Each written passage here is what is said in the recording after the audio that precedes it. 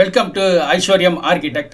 நம்ம வீடு கட்டணும் அப்படின்னு நினச்சிட்டோம்னாலே நமக்கு வந்து கண்டிப்பாக தேவை வந்து ஒரு வீட்டு பிளான். அந்த வீட்டு பிளானை நம்ம மட்டுமே முடிவு பண்ணக்கூடாது. நம்ம வீட்டு ஓனராக இருக்கிறோம், நம்மள்ட்ட பணம் இருக்குது, நம்ம தான் சம்பாரிச்சிருக்கோம் அப்படின்னா நம்மளுடைய ஓன் கற்பனையில் மட்டுமே நம்ம யோசித்து அந்த வீடை வந்து முடிவெடுத்து கட்டக்கூடாது. நம்மளை சார்ந்து இருக்கிற ஃபேமிலியில் இருக்கிற நம்மளுடைய உறவினர்களான மனைவி, குழந்தைகள், அதே மாதிரி அப்பா அம்மா இருந்தாங்கன்னா, தம்பி தங்கிகள் இருந்தாங்கன்னா அவங்களோடையும் சேர்த்து அவங்களோட டிஸ்கஸ் பண்ணி அவங்களோட கற்பனைகள் என்ன, அவங்க என்ன மாதிரி எதிர்பார்க்குறாங்க, அவங்களுக்கு என்ன மாதிரி ரூம் வேணும், அந்த ரூமில் அவங்களுக்கு என்ன மாதிரி எதிர்பார்க்குறாங்க எல்லாத்தையும் கேட்கணும். நம்மளால் செஞ்சு கொடுக்க முடியுதோ இல்லையோ அதை கேட்டுட்டு ஓரளவு அவங்களுக்கு அந்த விஷயத்தை செஞ்சு கொடுக்கறதுக்கு முயற்சிகள் செய்யணும். அதெல்லாம் ரெக்குவயர்மெண்ட்ஸ் எடுத்துகிட்டு அதுக்கப்புறம் தான் ஒரு டெக்னிக்கல் ரெப்ரசன்ட்டாக நம்ம வந்து ஸ்டார்ட் பண்ண டிஸ்கஸ் பண்ணேன். அந்த மாதிரி விதத்தில் நீங்கள் வந்து உங்களோட ரெக்குவயர்மெண்ட்ஸ் ஃபில் பண்ணிவிட்டு அந்த ஃபில் பண்ணால் எவ்வளோ ஏரியா வருது, அது மார்க்கெட்டில் ஆவரேஜாக என்ன மாதிரி காஸ்ட் வரும் அப்படிங்கிறத நீங்கள் தெரிஞ்சுக்கணும். அந்த காஸ்ட் நம்மளால் பேர் பண்ண முடியுமா, இருக்கிற பணத்தில் அந்த பணம் எவ்வளோ செலவாகுது, இல்லை நம்மளோட வச்சிருக்க பணத்துக்குள்ளே தான் செலவாகுதா, இல்லை அதிகம் தாண்டி செலவாகுதா, அப்படி செலவானா அந்த பணத்தை எப்படி நம்ம வந்து சம்பாதிக்க போகிறோம், இல்லது லோன் வாங்குறோன்னா நமக்கு அந்த மாதிரி என்ன மாதிரி எலிஜிபிள் இருக்குது, அதை என்ன மாதிரி ப்ரிப்பேர் பண்ணியிருக்கோம், இதெல்லாம் நீங்கள் முடிவு பண்ணிக்கணும்.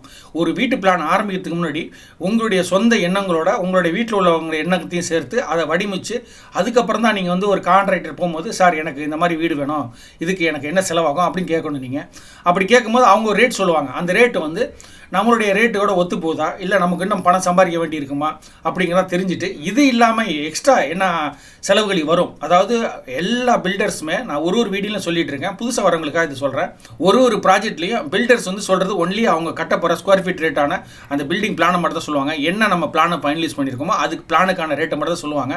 இதை தாண்டியான சம்பு, செப்டி டேங்கு, காம்பவுண்ட் வாலு, அது மாதிரி ரூப் டெரஸு, வெதரிங் கோர்ஸு போடுறோம்ல அந்த இது, ப்ளஸ் இபி ஒர்க்கு, போரு, இது எல்லாமே தனியான செலவாக தான் வரும். அந்த தனியான செலவெல்லாம் ஒரு ஊருக்கும் ஒரு ஏரியாவுக்கு தகுந்த மாதிரி அந்த காஸ்ட்டு மாறும். நார்மலாக அந்த காஸ்ட் இப்போ சென்னையில் வந்து ஒரு 40,000 இருந்தால் போதும் போர் போட்டலாம். இதே ஒரு தஞ்சாவூர், மதுரை சைடெல்லாம் போனாக்கா அது வந்து 1.5 லட்சம் தாண்டி 2 லட்சம் தாண்டி வரும். அந்த மாதிரிலாம் இருக்கும்.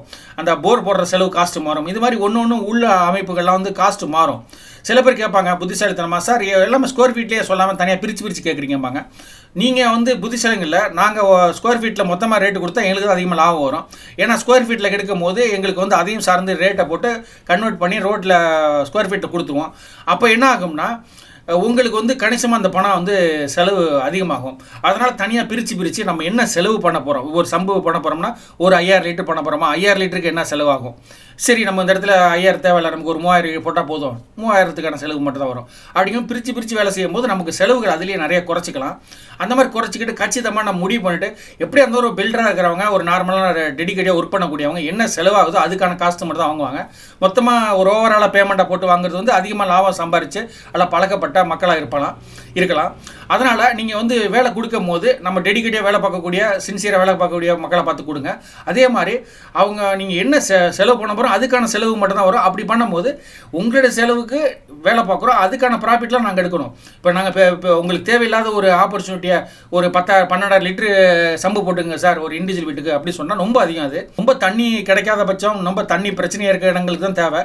நார்மலாக போர் வாட்டர் தண்ணி நல்லாயிருக்கும், இல்லாட்டி மெட்ரோ வாட்டர் வந்துட்டு இருக்கும். அந்த மாதிரி தண்ணி பிரச்சனை இல்லாத இடங்களுக்கு அந்த மாதிரி இடங்களுக்கு பெரிய சம்பு தேவையில்லை.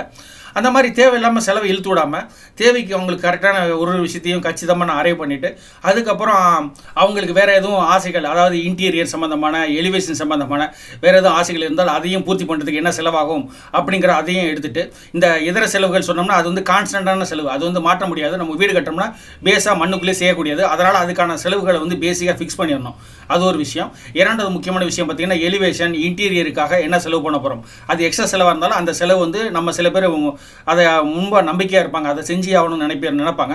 அந்த மாதிரி இருந்தாங்கன்னா அதுக்கான என்ன பேமெண்ட் வரும் அதை ரெண்டையும் ஒதுக்கிட்டு அதுக்கப்புறம் நம்மளுடைய ஸ்கொயர் ஃபீட்டு பிளானுக்கு என்ன ரேட் ஆகுது, இது கன்ஸ்ட்ரக்ஷன் பண்ணும்போது என்ன காஸ்ட் ஆகுது அப்படிங்கிறதையும் நம்ம வந்து ஃபைனல் பண்ணிட்டு, இந்த ஃபைனல் பண்ணதை 3ஐயும் சேர்த்து தான் அந்த ப்ராஜெக்டோட காஸ்ட் வரும். அந்த காஸ்ட்டை வச்சுட்டு நமக்கு இது வந்து நமக்கு கரெக்டான லெவலில் இருக்கா, நம்மளுடைய எதிர்பார்த்த காஸ்ட்டுக்குள்ளே இருக்கா அல்லது மிஞ்சி இருக்கா அப்படிங்கிறதையும் புரிஞ்சுட்டு அதுக்கான அமௌண்ட்டையும் கேதர் பண்ணி நம்ம செய்யணும். அதாவது நமக்கு ஃபஸ்ட்டு பாயிண்ட் என்னென்னா, நமக்கு வந்து அம்யூனிட்டிஸ், முக்கியமான அம்யூனிட்டிஸான sump, septic tank, compound wall, roof tiles, அந்த பேஸ் பில்லிங்கு, இபி, போரு, அந்த இதெல்லாம் ஒரு லிஸ்ட்டு. இதெல்லாம் கம்பல்சரி பண்ணக்கூடிய விஷயங்கள்.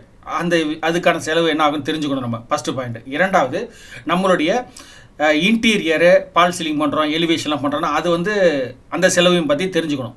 இரண்டாவது பாயிண்ட். மூன்றாவது முக்கியமான பாயிண்ட் என்னன்னா, நம்ம இதுக்கப்புறம் இந்த வீட்டோட ஒரிஜினல் காஸ்ட், நம்ம கான்ட்ராக்டை ஒத்துக்க போகிற பண்ணக்கூடிய விலை என்ன அப்படிங்கிறது மூணையும் தெரிஞ்சிட்டோம்னா அந்த ப்ராஜெக்ட் காஸ்ட் வந்துடும். இதை தெரிஞ்சுட்டு இதுதான் நம்மளுடைய டோட்டல் காஸ்ட்டு, இதுக்கு நம்மளோட ஸ்ட்ரென்த் என்ன தெரிஞ்சுட்டு அதை ப்ரிப்பேர் ஆகிட்டு ப்ராஜெக்ட் இறங்கினா கண்டிப்பாக ஒரு ப்ராஜெக்ட் நல்லா சக்ஸஸ்ஃபுல்லாக பண்ணலாம். எல்லாரும் மகிழ்ச்சியாகவும் நம்ம குடும்ப மகிழ்ச்சியாகவும் இருக்கிற மாதிரியான ஒரு வீடு அமையும். உங்களுக்கு ஏதாவது கேள்விகள் இருந்தால் கீழே உள்ள கமெண்ட்ஸில் வந்து கேள்விகள் கேளுங்க. நான் அதை பார்த்துட்டு ஃப்ரீயாக இருக்கும்போது வீடியோ போடுறேன். இந்த வீடியோ உங்களுக்கு பிடிச்சிருந்தா பயனுள்ள இருந்தால் உங்கள் நண்பர்கள் உறவினர் எல்லாருக்கும் ஷேர் பண்ணுங்கள். நன்றி, வணக்கம். அடுத்த வீடியோவில் சந்திப்போம்.